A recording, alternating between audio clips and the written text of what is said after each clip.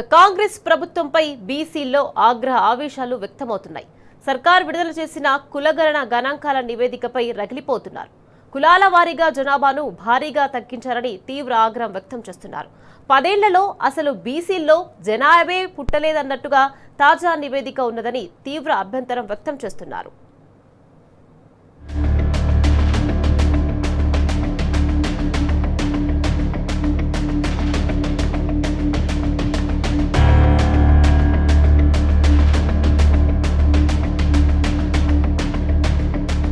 కాంగ్రెస్ సర్కార్ విడుదల చేసిన కులగణన గణాంకాల నివేదికపై బీసీలు రగిలిపోతున్నారు. కులాల వారీగా బలహీన వర్గాల జనాభాను కావాలనే తక్కువ చూపారంటూ గగ్గోలు పెడుతున్నారు. తక్కువ చూపడమే సర్కార్ లక్ష్యంగా పెట్టుకున్నదంటూ నిప్పులు చెరుగుతున్నాయి. బీసీల్లో అత్యధికంగా ముస్లిం షేకులు ఉన్నారని తేల్చడంపై సర్వత్రా విమర్శలు వెల్లువెత్తుతున్నాయి.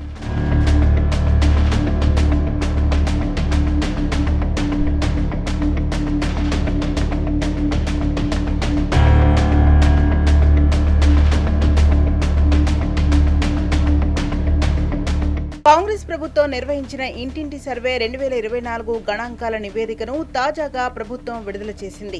రాష్ట్రంలోని ఎస్సీలు, ఎస్టీలు, బీసీలు, ఓసీలు, ముస్లింలలోని మొత్తం 242 కులాలు, ఉపకులాల వారీగా జనాభా లెక్కలు వెల్లడించింది. ప్రస్తుతం ఆ గణాంకాలపై ఆయా కులాలు తీవ్ర అభ్యంతరం వ్యక్తం చేస్తున్నాయి. రాష్ట్రంలో బీసీలు 46.25%, ముస్లిం బీసీలు 10.08%, ఎస్సీలు 17.43%, ఎస్టీలు 10.45%, ఓసీలు 15.79%, నో క్యాస్ట్ 4% చొప్పున ఉన్నారని తేల్చింది. బీసీల జనాభా 27,95,727 మంది ఉండగా అందులో బీసీ ఈ కేటగిరీలోని షేక్ 7.9% ఉన్నారని నిర్ధారించింది. ఆ తర్వాత ముదిరాజ్ జనాభా అత్యధికంగా ఉన్నదని తెలిపింది. ఆ గణాంకాలపై బీసీ వర్గాలు నిప్పులు చెరుగుతున్నాయి.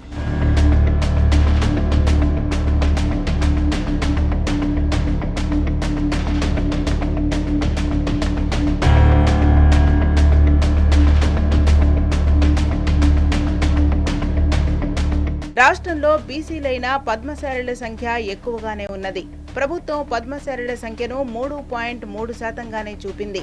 అందులో పద్మశాలిల ఉపకులమైన నీలకంఠ జనాభా ఉమ్మడి నిజామాబాద్, ఉమ్మడి మెదక్, కరీంనగర్, వరంగల్ జిల్లాల్లో అత్యధికంగా, ఉమ్మడి నల్గొండ, ఉమ్మడి మహబూబ్ నగర్ జిల్లాల్లో అత్యల్పంగా ఉంటుంది.